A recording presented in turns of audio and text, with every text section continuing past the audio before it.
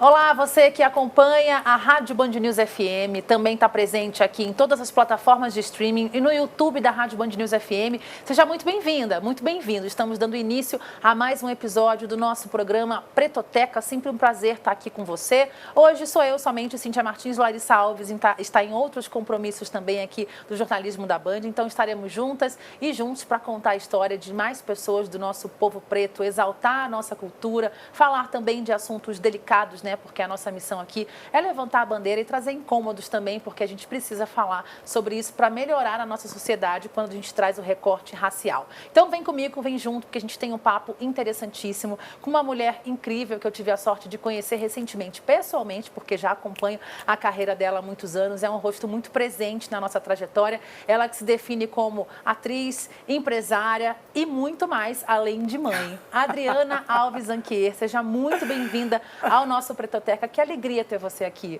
Que prazer, que honra. Muito obrigada. Eu estou muito feliz, fui muito bem recebida aqui por você. Ai, que bom que você está se sentindo em casa. A gente já conversou tanto antes de começar a gravação que eu quase gastei o papo inteiro, né? Então a gente ainda tem aqui um bom tempinho para falar juntas. Sim, um prazer receber você, empresária, atriz, mãe e muito mais. O que é esse muito mais da Adriana? Muito mais. Bom, primeiro eu quero dizer a vocês que assim, quando a gente fala muito mais é porque não cabe ali, né? Nos créditos no currículo. Colocar todos os créditos, porque eu sou a primeira filha de um casamento muito bem sucedido pelo meu pai e pela minha mãe, que, enfim, tiveram 3 filhos e depois meu pai se casou novamente. Mas a filha mais velha sempre cuida de todo mundo. Ser você. Então, muito mais, é a filha mais velha, é a esposa que cuida de algumas coisas importantes que só a gente entre né, casal consegue decidir. Eu sou a mãe da Olivia, minha pequena, a gente nunca teve babá, então a gente decide, define as coisas dela, a vidinha dela, coordena toda essa história.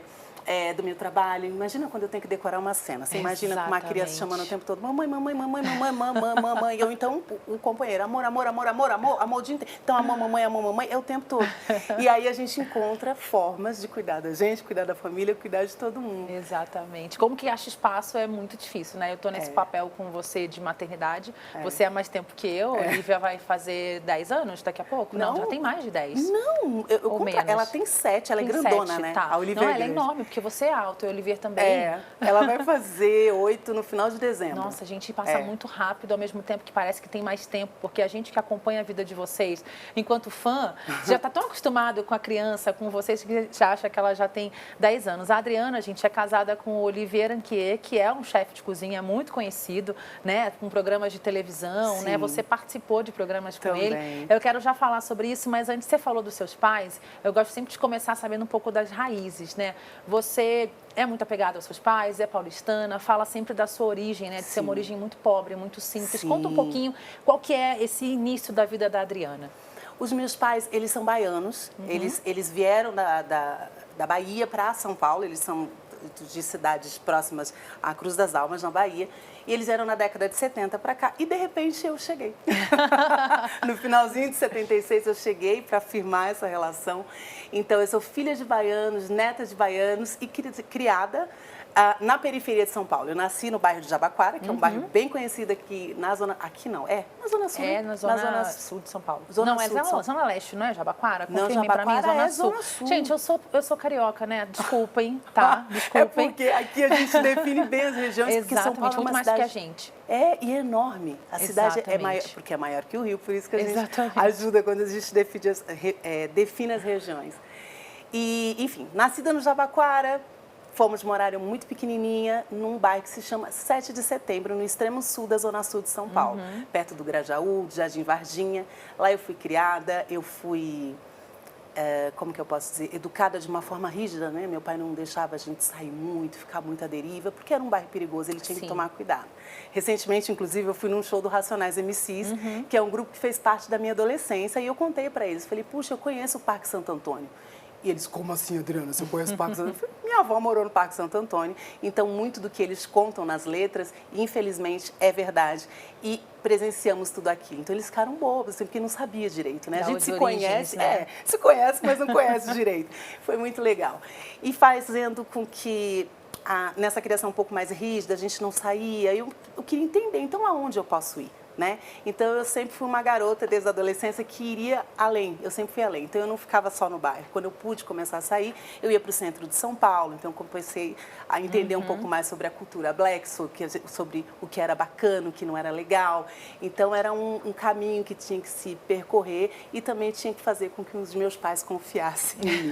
Essa era a parte mais difícil para eles, mas eu acho que eu fiz direitinho o papel, deu tudo certo. Exatamente, não foi uma infância simples, né? Mas você conseguiu desbravar outros caminhos, né? E com o desafio, né, dos pais quererem proteger, porque a gente que, né, é criado nas periferias sempre escuta, sai com documento, cuidado com quem você anda, né? Os meninos não usem capuz, não ande com a mão no bolso. Então é uma preocupação que os seus pais tiveram também, né? Se a gente ouve isso desde sempre, né, Adriana? Sim, é verdade. Pois é. Agora, como é que uma menina, né, que saiu do bairro que você saiu, com a infância mais simples, como que a arte desperta em você? Foi nesses caminhos indo para o centro de São Paulo, vendo essa cidade mais viva, que você decidiu que você queria trabalhar como artista, ser atriz? Foi uma descoberta, na verdade. Assim, as pessoas sempre diziam para os meus pais, puxa, leva ela para fazer uma foto, quem sabe dá certo, né? Ela é interessante, é jovem ainda, quem sabe consegue trilhar um caminho. Mas é difícil quando você é menor de idade, né? Porque precisa os pais acompanharem, eles não conseguiam, tinham que trabalhar. A minha mãe é do setor da enfermagem, meu pai era marceneiro, estão vivos, estão bem. Meu pai é um pouquinho mais doentinho, então não trabalha mais com marcenaria.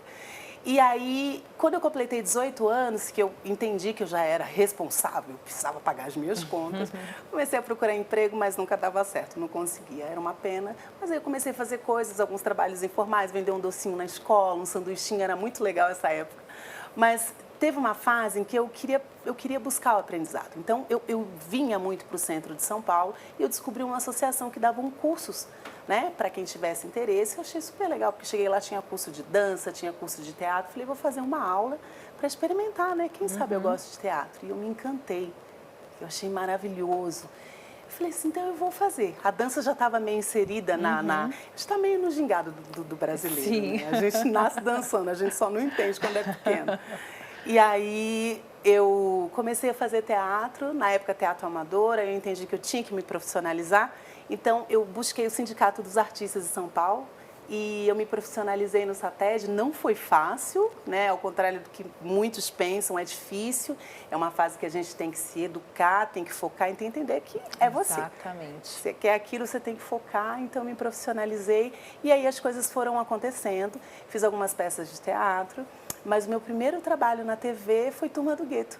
Foi muito legal. Record, né? Na Record, foi um seriado que contava aí a história do negro na periferia de São Paulo, mas que retratava um pouco das regiões periféricas do Brasil, né? Cada um tem um jeito de falar. No Rio a gente não fala muito periferia. A gente fala subúrbio, né? Subúrbio, né? E no fundo, no final das contas, é tudo muito parecido. O que muda é a região geográfica de cada cidade.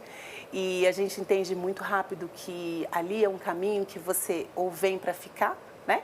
Ou você tem que aprender para ensinar para o próximo as coisas legais e as coisas não legais. Então, eu acho que eu tinha muito que retratar da minha infância também. Foi muito legal esse trabalho. Foi o primeiro na TV. A gente quer mostrar uma tela aqui, porque aqui na Sala Digital a gente faz levantamentos, né? A parceria que o Google tem com a Band, a gente faz levantamentos sobre vários dados na internet, né? No Google, melhor dizendo. Vou pedir para o Glauco para a gente mostrar outra tela, porque a gente tem aqui o interesse de buscas das pessoas, né? As novelas que você fez, né? Das que as pessoas mais se interessaram. E Carrossel é disparado a novela que as pessoas mais procuram o seu nome quando vão lá, né, na plataforma do Google. Foi uma novela que te marcou muito, né? Que foi muito importante para a sua carreira. Fala um pouquinho para a gente.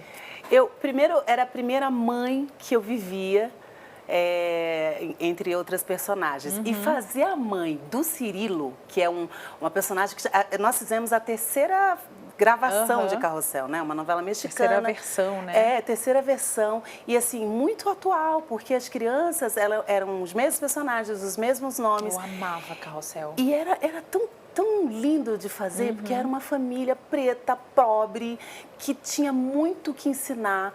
E, assim, era além do tempo, porque a gente lidava até mesmo com o racismo, né, que infelizmente tinha que se abordar, sempre existiu, de uma forma muito sutil. A gente nunca incentivou, né, a revolta da criança, né? O Carrossel, a mãe do Cirilo, e o pai do Cirilo, nós tínhamos essa missão, que era ensinar ele, que infelizmente algumas pessoas, elas acreditavam que o tom da pele causava uma grande diferença, né, dentro do ser humano, mas que ele não estava ali para isso, ele não precisava revidar, ele só precisava mostrar quem ele era. E aí o amor que prevalecia o tempo todo família dentro, unida, era né? lindo. Pois é, e as pessoas gostavam muito, eu acho que foi essa ideia, que as pessoas se apegavam muito. Eu me lembro que tinha na época alguns programas que eram mais fortes, assim, era uma transição da TV, né, entre outras emissoras que mostravam uma realidade mais dura, e as pessoas falavam, eu prefiro ver Carrossel, né, mais doce, é sereno. E aí a gente gravava com uma criançada que não era fácil, gente, era uma galera, hoje já são homens e meninas, né, que estão aí mandando muito bem na TV, outros não, outros seguiram outros caminhos, mas assim, eram feras, né? A gente gravava com a Maísa, a Larissa... Todo mundo adulto já, todos, meu Deus. Eles são assim, eles mandam tudo, sabem tudo que acontece do outro lado das câmeras. E foi muito prazeroso conhecer todos eles. Sim. Alguns a gente se fala até hoje, né? O Jean até hoje me chama de mãe. Que lindo. Fala mamãe, chama a Olivia de maninha. Aí ela fica com vergonha. Mamãe, ele é meu irmão? Eu falei, digamos que sim, meu amor. Não deixa de ser de alguma forma. Agora você trouxe um ponto interessante, né? Eu era muito apaixonada pela versão mexicana, a primeira, né? De Carrossel. Eu passava ali na minha infância, eu tinha um apego com o Cirilo, inclusive chamava meu irmão de Cirilo, porque era o único, né, dos poucos meninos pretos na escola, e uma escola do subúrbio do Rio de Janeiro, né, onde a maioria das pessoas é preta, mas a gente estava ali numa escola particular onde não tinham tantos, então meu irmão era o Cirilo, né, as crianças pretas sempre recebiam os nomes dos personagens que estavam em voga, era o Pelé, era o Buiú, né, que tinha da Praça é Nossa. O Pelé gravou com a gente uma época. Não no Carrossel, não. Confundi. Sim, não, imagina. Mas, enfim, né, essa questão do racismo não era explícita na palavra, mas o que o Cirilo vivia na novela era exatamente isso, né? Infelizmente. Eles sofriam, viu? Muito, Uau, muito. Como a Larissa sofria? A Larissa Manoela, que era a Maria Joaquina, né? Sofria, tinha dia que ela chorava. Porque não é fácil, né? Você usar palavras tão agressivas. Num dia como hoje, em que as crianças entendem perfeitamente o que é. E era difícil para eles, mas eles conseguiam, tinham muito apoio, isso era bem bacana. Mas olha, eram cenas assim, era inacreditável. Né? Duras de se fazer, porque a gente que assistia via que era duro, né? Eu chorava com as cenas de Maria Joaquina agredindo o Cirilo, ele voltando para casa, triste, né? Não querendo ser daquela cor de pele. Agora, e é algo que é muito sensível, né? Quando estamos falando de pessoas pretas, que no caso é você, né? Sou eu. Eu queria que você trouxesse para a gente, assim, as memórias que você tem em relação a essas questões. Você é uma mulher de pele retinta, né? Como a gente costuma dizer, aprendemos esses novos vocabulários da questão racial, uma mulher com a pele bem escura. Eu imagino as questões que você deve ter passado ao longo da sua carreira, né? Você consegue dividir com a gente alguns pontos de racismo? Eu acho que ao longo da carreira aconteceram muitas coisas, mas eu acho que a fase mais dura era quando criança, né? Porque eu faço parte, eu tenho 47 anos, vou fazer 48 daqui. De dezembro. Ai, gente, é isso. Eu sempre brincava no mesmo dia que o Silvio Santos. O Silvio já foi, mas eu tô aqui. Enfim.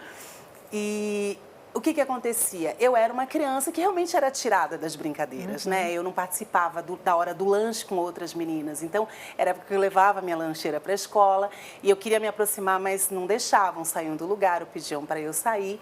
E eu fui me criando e crescendo dentro de um universo que, infelizmente, era difícil de você explicar. Sim. Chegava em casa, não dava para falar para o pai e para a mãe, né? Mãe, aconteceu isso. Né?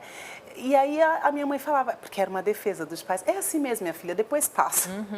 E aí a criança fala, como assim depois passa? Mas a gente também não entendia muito bem. Eu me lembro que quando criança, tinha uma brincadeira, acho que vocês lembram, acho que o brasileiro lembra disso, era uma brincadeira de elástico, né? Que eles esticavam um elástico e você fica passando as pernas, né? Pulando, enfim. E eu nunca aprendi aquela brincadeira. Também não sei. Tá vendo? Eu não sei se não te convidavam, se te tiravam da brincadeira. Me tiravam da brincadeira, Bom, geralmente. então alguma coisa a gente tem para dividir. A gente fala rindo, gente, porque... Mas é triste, muito, né? Muito. Era muito triste, mas eu vivi um momento emocionante. Eu cheguei na escola da minha filha, deve ter uns 2 meses já. Foi logo depois das férias de julho. E minha filha estava brincando de elástico. Que lindo. E eu... Desculpa. Para mim a imagem foi forte, né? Porque... Olha, eu achei que não fosse ter isso, mas enfim, acontece. Foi emocionante, porque a minha filha estava sendo convidada, né, a brincar com as amigas, né? E todas as raças se misturam, ela está dentro do universo que ela tem amigas, ela tem pessoas que gostam dela e que querem inseri-la na brincadeira, então isso me trouxe uma memória, enfim. Eu quero falar das outras coisas, porque essa eu achei que eu não fosse, mas enfim, tô aqui emocionada. Você vê como está vivo, né? Por mais que a questão racial esteja resolvida, você hoje consiga responder à altura, ter argumentos, e a sua existência, a sua presença por si só já é resistência, mas fica guardado na gente, né? Que é criança. Fica. Então eram coisas que você não entendia, né? E você ficava olhando e fala, puxa, mas por que será, né? Será que por causa do meu cabelo que é muito duro? Aí você tenta esticar o cabelo, não dá certo, você tenta colocar um negócio, não dá certo. E quando você vai chegando na adolescência, você vai se tornando adulta e aí é que, né? E ninguém quer te namorar e você não entende por quê. Exatamente. Né? Passa uma época que todo mundo quer te namorar. De repente, todo mundo quer. Não. Agora perdeu, já era, né? Perdeu, já era. Puxa, mas foram muitas, assim, e foram... É muito interessante falar do racismo no Brasil, porque é um racismo diferente de fato. Sim. Né? Ele é isolado, não é claro. Né? As pessoas não são claras, elas esperam um momento que você está distraída para te ofender. Uma falsa inclusão, né? Exatamente. E, assim, muitas pessoas, muitos amigos que eu tenho falam, imagina, o Brasil não é racista. Não? Ah, então tá bom, vive essa história. Não tá na Anda sua pele, comigo né? uns dias, você vai entender. Mas eu acho que, assim, o incentivo, eu ensino isso para minha filha. O racismo, ele existe. Né? Então, a gente tem que ser inteligente o suficiente para lidar com ele. Desculpa, mas uma pessoa racista sofre muito, né? Muito. Sofre demais, porque ninguém pode me tirar de um lugar. Ninguém pode me desrespeitar. E se isso acontecer, a pessoa vai ter que provar o contrário. Como é que prova o contrário dentro de uma evidência? É difícil, né? É muito difícil. Então, a gente vai ensinando, aprendendo a cada dia, mas eu falo para ela, o nosso salto é maior. Como assim, mamãe? O nosso pulo é maior. É mesmo, mamãe? Aí a gente entra na brincadeira para desconstruir um pouco e deixar mais leve. Hoje as coisas têm nome, né? E as crianças têm mais acesso à informação de uma forma que a gente não tinha, né? Os nossos pais sabiam que existiam questões graves raciais, de mandarem a gente se proteger, de levar o documento, de tomar cuidado aqui e ali. Não tinha tanto nome como a gente consegue hoje explicar para os nossos filhos, né? Meu filho é cheio, nem sabe ler, tem 9 meses, mas é cheio de livrinhos com crianças pretas como personagens, né? Com como educar uma criança de forma antirracista. Então, é importante a gente já conseguir hoje levar essa discussão para que nossas crianças possam se defender mais para frente. Mas isso você falando me lembrou de uma coisa que eu te contei no dia que eu te conheci. Muito tempo atrás, você nem vai lembrar disso, obviamente, você estava subindo a escada do shopping Higienópolis e eu descendo, é um shopping numa área nobre aqui de São Paulo, e a gente se olhou. E ela deu um sorriso para mim, eu falei, meu Deus, a Adriana sorriu para mim, ela, né, tão simpática, tão famosa. E aí é uma área nobre onde poucas pessoas pretas circulam, a gente sabe disso, né? Os poucos que tem são os seguranças. E acho que a gente se entendeu ali, né? Se reconheceu como únicas naquele momento. Sabe que eu lembro desse dia? Você lembra? Lembro, que foi a gente se cruzou, né? Eu estava subindo e você estava descendo, né? Foi um encontro e depois a gente se encontrou num evento grande aqui em São Paulo e olha onde a gente está. Exatamente. Né? Então, ali a gente reconheceu a importância de existir naquele espaço, né? De saber que a gente entra ali e muitas vezes não é aceita, independentemente da nossa profissão, de quanto se ganhe, a gente sempre vai ser preta primeiro, né? Exatamente. Mas aí a gente vai... Eu sempre uso um termo que parece forte demais, mas vocês vão me entender. A gente vai domesticando as pessoas, para eles entenderem que é tudo normal, né?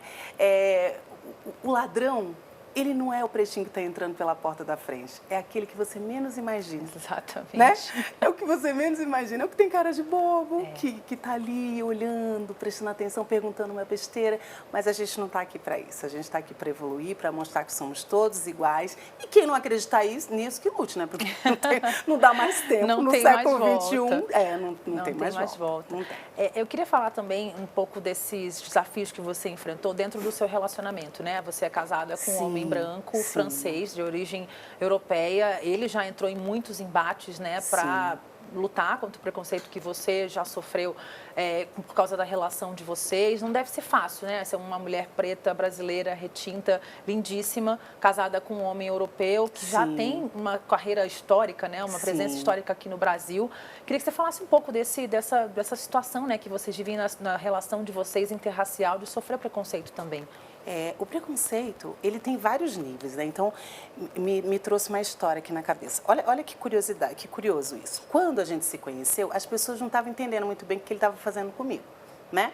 Mas nós estávamos namorando, a gente demorou para falar para as pessoas, né? Pouco quer saber, a gente, para assumir que estava namorando, a gente demorou de falar. Mas quando nós sempre saímos, mas um universo muito particular. E eu me lembro que um dia nós saímos de um jantar e ele encontrou um grupo de conhecidos que estavam conversando com ele. Ele me apresentou, essa é a Adriana, minha namorada. As pessoas não olharam para mim. Eu olhei para cumprimentar, eu vi que não tinha abertura e eles continuaram falando. Eram 2 rapazes e uma mulher. Ele falou, interrompeu novamente, essa aqui é a minha namorada, Adriana. E eles olharam e voltaram a olhar para ele. Ele cortou, ele falou, se vocês não podem cumprimentá-la, eu não tenho que falar com vocês. E saímos daquele ambiente. E eles, não, peraí. Ele falou, boa noite para vocês. E fomos embora. Então, ali ele conheceu não só o preconceito que eles têm, porque na França também tem racismo, e eles são muito... Claro. Claro, tem. Sim. Mas aqui ele conheceu o racismo dentro do nosso país. Por quê? Porque as pessoas não queriam falar comigo porque pensaram qualquer outra coisa que não era interessante para eles cumprimentar. Porém, esse foi um dos momentos que nós vivemos juntos, em que ele viu que não é só porque a pele é preta, não. É porque tem uma questão da origem também. Antes de estarmos juntos, ele foi casado durante anos, né? Tem 2 filhos do primeiro casamento, com a Débora Bloch, enfim. Mas passaram muitos anos e ele teve uma namorada francesa que veio para o Brasil e eles circulavam, e ela deu entrevistas. Mulher negra também, eu já esbarrei com eles uma vez no Rio de Janeiro. Tá vendo? E aí, sim, porque foi um namoro longo. E ele não tinha preconceito, porque ela não era brasileira também. Exatamente. Então, infelizmente, a gente o Brasil tem essa coisa, assim, respeita muito mais o que vem de fora do que o que temos aqui. E não é que eu deixava a desejar. Não, era um incômodo de ter uma mulher preta com um homem branco, enfim. E com as suas origens, né, mais simples também. Porque você tem que esconder as origens, talvez, né? Talvez você tenha que esconder, talvez você não possa falar que é de origem periférica, que você teve a oportunidade de estudar e fazer coisas. Eu também sou formada em comunicação social, fiz publicidade, sabe? Assim, então vai chegando uma hora que você vai começando a olhar para ela e falar, não, peraí, então não é só isso. Exatamente. E aí ele foi vivendo e ele foi entendendo que as pessoas são o que querem ser. Mas tem uma coisa que é muito chata, eu vou te contar, que só tem as pessoas que vivem num relacionamento interracial. Sim. É o racismo dos negros. Olha que coisa triste isso. Sim. Você imaginou isso na vida? Eu nunca imaginei que eles fossem conseguir construir negros racistas. E tem isso também. É muito triste, gente. Puxa, é cada tema horroroso que eles inventam. Chama de palmiteiro. Ih, palmiteiro, eu não estou entendendo. As pessoas perguntam. É chato falar disso, né? Mas é importante falar para as pessoas que esse tipo de preconceito, né? Existe. Já me perguntaram, por que você colocou fim em algo que estava dando tão certo? Eu demorei um tempo para entender. Por que você não casou com um negro para continuar? Tinha que casar com um branco? Sim. Pô, gente. Quem manda no coração? Quem manda é você, as escolhas são suas, né? Enfim, então são várias vertentes assim, que você tem que cuidar, você tem que explicar para as pessoas, não é do jeito que eles querem e pensam, e sim do jeito que tem que ser.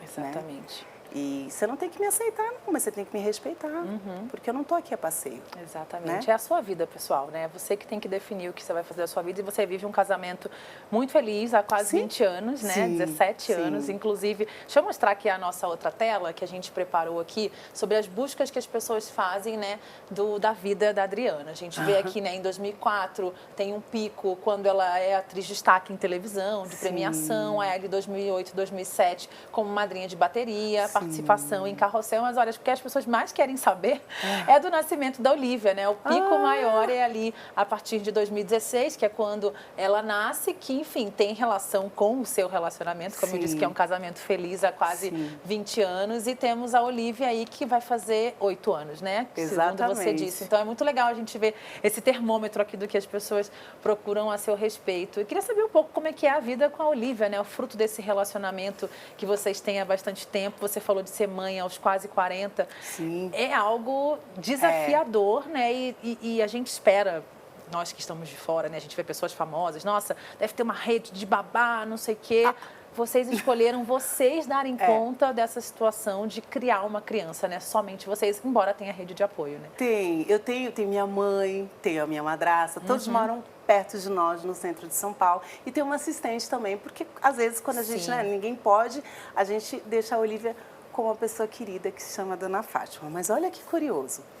Numa viagem que nós fizemos, Olivia e eu, no sul da França, eu vi uma família tão resolvida com um bebê, um carrinho de bebê, uma bolsa de praia, uma garrafa d'água.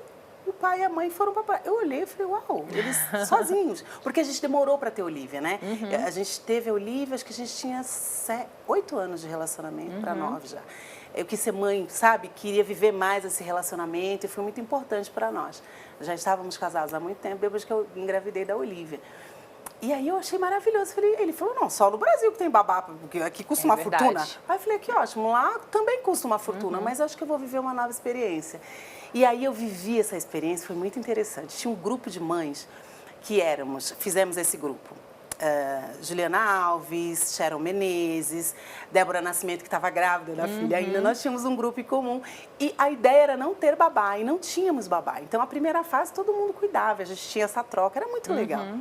Né? E aí, o que aconteceu? Nunca tive e nunca senti essa necessidade.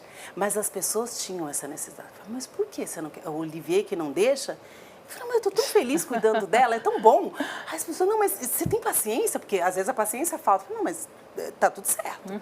Vivemos tantas coisas, né? Exatamente. Que eu quero viver esse momento mãe, que para mim está sendo importante. Então, a gente vive isso até hoje. Na verdade, é difícil para a Olivia, porque ela fala, mamãe, você vai viajar, você vai ficar quanto tempo fora? Eu falo, tempo suficiente e você não vai morrer, você vai sobreviver e a mamãe está de volta. Então, a gente viveu isso, vive isso todos os dias. E eu acho que é bom, é acolhedor, é enriquecedor para o relacionamento da família, né? Para um autoconhecimento também. E para saber como é que você lida, né? É um ser humano, gente. Se você não conhecer... É sua filha, né? É minha filha, de cabo a rabo. Você tem que ensinar, tem que entender, ela também tem que me conhecer. Então, eu tenho essa possibilidade também de estar com ela desde sempre. Mas tem pessoas que têm uma vida realmente... muito corrida. Muito. Aí, uma advogada, um homem que tem uma vida realmente que não tem condições.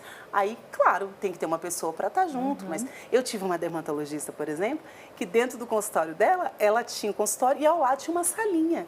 Aí eu falei, mas o que é essa sala? Ela vem ver. Era uma sala, porque ela tinha 3 bebês seguidos. Nossa! 3 meninos. Ela falou, que aqui eu consigo amamentar entre uma consulta e outra. Eu achei maravilhoso. Olha, gente, que incrível manter as crianças por perto de alguma forma e continuar trabalhando. Ela tinha uma pessoa, mas as crianças estavam pertinho. Ela não fica afastada. Acho que a grande preocupação é você deixar uma pessoa, a criança o tempo inteiro como uma pessoa dentro da sua casa, né? Não é fácil. Vezes, não é fácil. A gente sabe, né, Cíntia? Eu também não tenho babá, foi uma opção nossa. Claro que, né, não vou entrar aqui nos méritos das questões sociais tão grandes assim. Sim. Mas eu acho, para quem pode, né, é importante quem optar por ter uma babá, porque é um recurso que existe. Mas eu combato tantas questões sociais que, para mim, foi uma questão de princípios também, né? Além de quem é criado no subúrbio, tudo bem, tem hoje uma condição? Posso até ter, mas a gente não tem uma cultura da babá. Era uma coletividade que se criava as crianças, né? Era a tia, a prima, a avó, sempre alguém ajudando. E eu consigo ter essa sorte de ter a minha mãe que me ajuda, ter a minha sogra que ajuda. E é uma questão de princípios, assim, a gente vê tantas famílias ricas, né, que tem tantas babás, uma pessoa para cada função, um jardineiro, um piscineiro, a babá, cada criança tem uma babá e viaja com a criança de branco. Eu acho isso herança um pouco escravocrata da nossa sociedade, né? Então, não deixa de ser, aí passa um tempo, seu filho está chamando a babá de mãe, né? Pois é, e você vai reclamar para quem? Vai reclamar para quem? Aí você não vê a sua criança dar o primeiro passo. Claro que, né, eu tenho uma vida rotineira, eu tenho horário para entrar, horário para sair, claro que tudo muda no dia a dia. Mas eu consigo lidar. É cansativo? Você perde a paciência às vezes? Sim, mas faz parte da criação de um ser humano, dia que parece que você vai morrer? Sim, ontem foi esse dia para mim. Parece que você não vai aguentar, você vai pifar, mas dá certo. Tá aí, gente, a Adriana vem do futuro para dizer que tá tudo certo, ela sobreviveu com essa pele maravilhosa, que inclusive ela falou da dermatologista. Eu vou querer o contato, porque, não tem uma ruga, eu dei uma envelhecida. Mas você também não tem, tá? Ela tá brincando com vocês, tá tudo certo. Eu dei uma envelhecida desde que a minha minha criança nasceu. Não, tá ótima, tá linda. E fala pra gente de planos, né? Você tem uma vida que também não para, super agitada de trabalho. Eu conheci a Adriana apresentando o Fórum Brasil Diverso, que é um evento super bacana, que existe já há uns anos em São Paulo, justamente para falar de diversidade, né? Não só na questão racial, mas diversidade de gênero, diversidade de idade dentro de empresas, de vários setores da sociedade. Você apresentando esse evento ao lado do meu amigo Tiago Oliveira, mas você também faz muita coisa. O que tem no futuro? O que a gente pode acompanhar mais da sua carreira daqui para frente? Você sabe que tem uma cobrança das pessoas e a gente está pensando, é um projeto, porque tem que organizar tudo isso. Nós gravamos durante um tempo um programa para o GNT Olivier, tem um programa que chama Diário do Olivier. E vocês viajaram juntos, né? Viajamos. Cozinhando pelo mundo. Foi muito bom. Fizemos 2 temporadas. Um ano fomos para a Espanha, foi lindo, foi incrível. Eu amava esse programa. Foi muito legal. E o segundo ano fizemos uma temporada na França e eu estava grávida da Olivia. Né? Então foi muito especial e as pessoas cobram muito a presença da família neste programa. Ele quis sair do GNT, foi uma vontade dele, assim, ele gravava 3 programas, eram 3 programas diferentes dentro do canal, e ele queria cuidar mais dos negócios, então a gente aproveitei esse momento mãe, porque eles queriam que eu voltasse com 6 meses, falei, gente, mais um bebê na Europa, como que vai ser uma loucura? E aí a gente deu um break, paramos. Quem sabe, num futuro próximo, a gente volta com outro formato, porque o Diário do Olivier, o nome, o formato do programa, os direitos autorais são do Olivier. Agora, esse Diário do Olivier, com esse novo formato, família... Levando a Olivia, né? É algo que está aqui fervoroso, né? Então, a gente ajusta horários e dias e momentos, e acho que isso vai acontecer em breve. É um projeto que a gente tem que está muito vivo. Que bacana. E como que foi para você, né, que é das artes, do palco, do teatro... Você já tinha essa intimidade com a gastronomia ou você teve a partir dele? Boa pergunta. Obrigada por perguntar. Eu sou neta de cozinheira. A minha avó, ela era baiana que vendia cocada, gente. Sabe assim, na escadaria do Bonfim, de fato. Pena que eu não tenho foto, porque não existia esse hábito antigamente. De registro, né? E ela sempre gostou de cozinhar, eu sempre gostei de cozinhar. E eu venho de uma família grande que cozinhava para muitas pessoas. Olivier, vocês vão entender o que eu estou falando, vem de uma família um pouco menor, logo também cozinham em menores quantidades. Então, petit. Tu petit. Então, o que eu falava? Só isso não vai dar. Não. Vocês têm que parar com essa coisa, esse exagero. Tá ótimo, as pessoas comem um pouquinho, depois mais um pouquinho. Eu falei, não vai dar certo.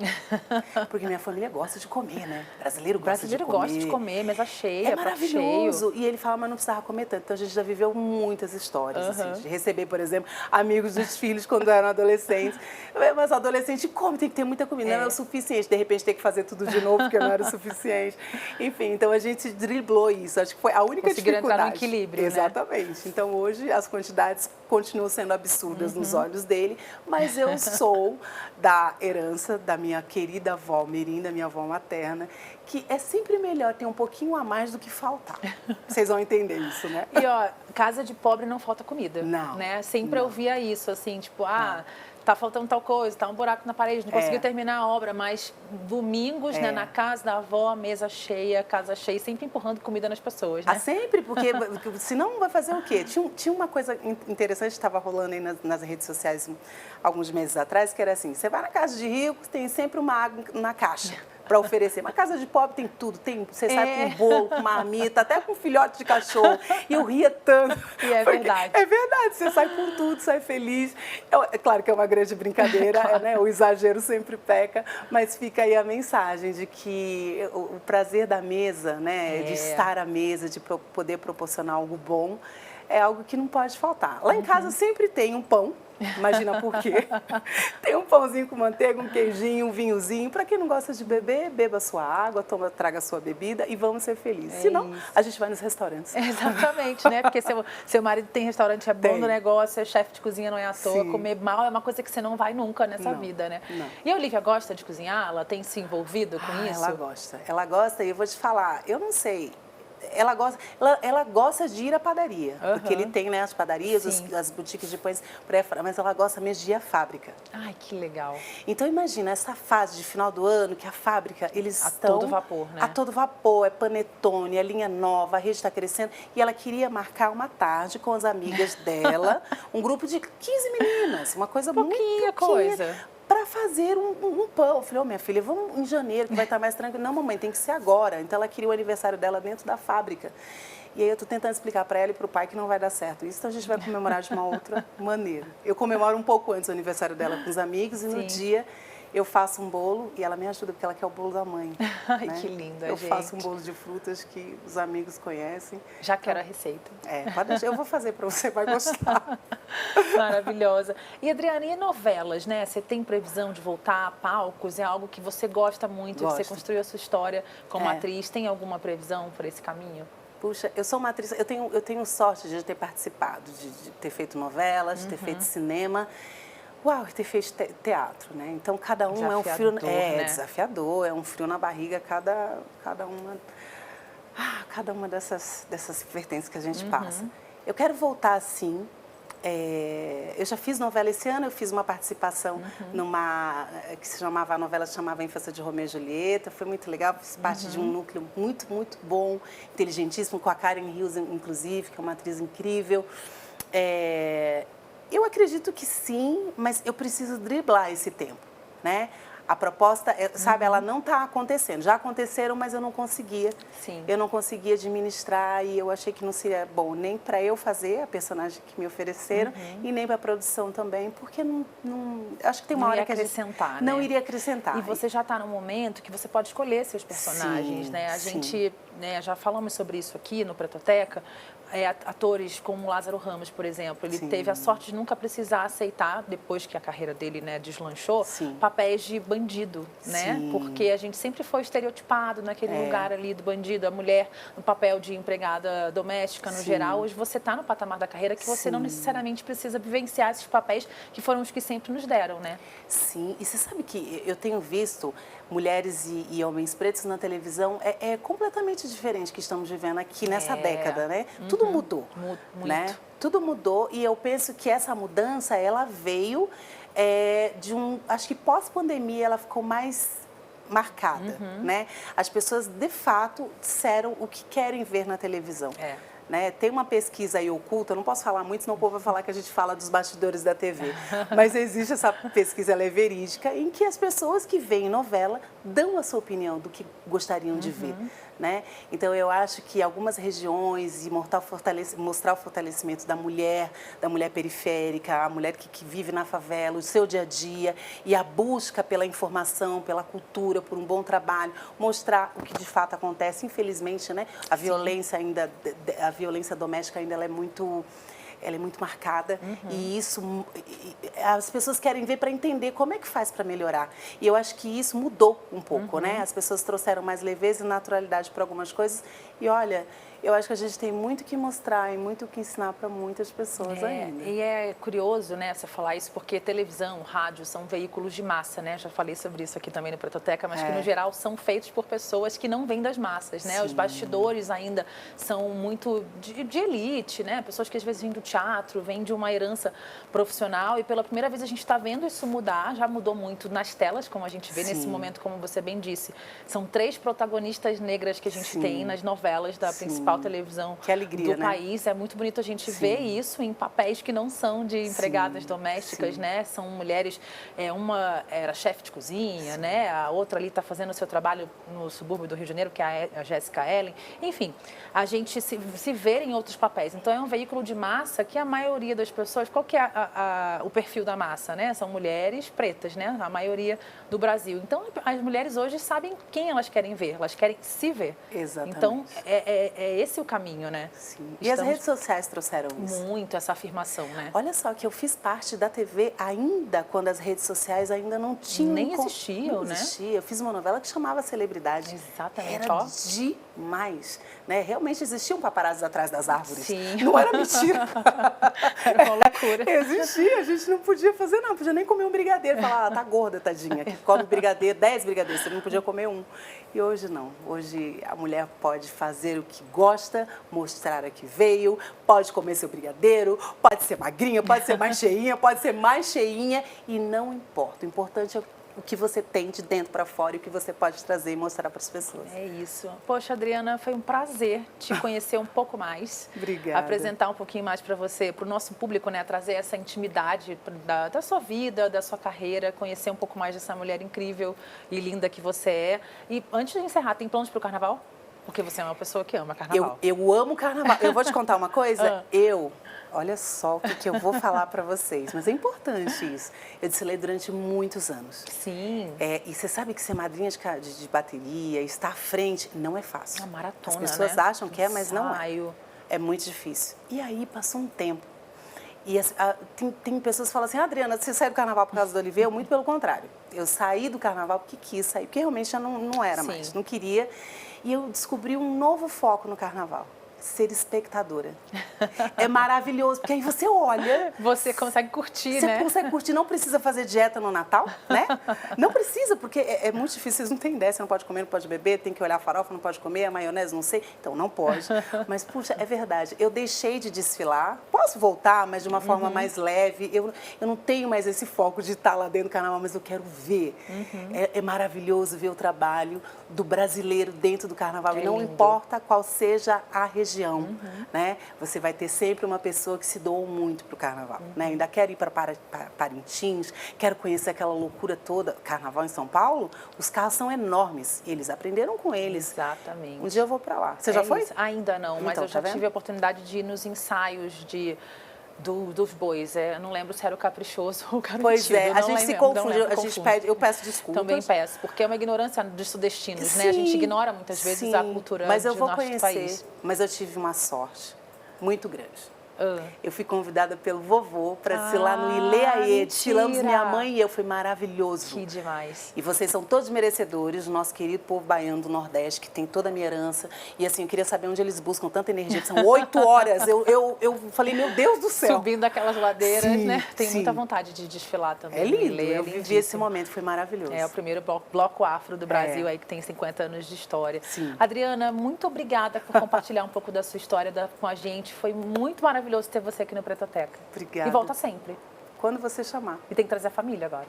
Então vamos embora. Peraí, a gente põe mais cadeiras aqui. Vamos trazer mais cadeiras. Hoje não dá tempo, mas a gente marca de novo. Obrigada, Cíntia. Eu que te agradeço. Obrigada é um por proporcionar tanta informação para as pessoas. E olha, que venham mais conteúdos, que venham mais pessoas pretas para mostrarem a que veio, ensinar para as pessoas e, quem sabe, causar uma certa mudança. Daqui 30 anos a gente vai ver o reflexo de tudo isso. Que assim seja, é para isso que o Pretoteca está aqui. Um beijo para você, obrigada. Um beijo. E agora a gente vai almoçar, tá, gente? A gente vai almoçar, a gente não vai falar onde, não pode, ó. Segredo. Um beijo para você que acompanha o Pretoteca. Até a próxima. Tchau, tchau.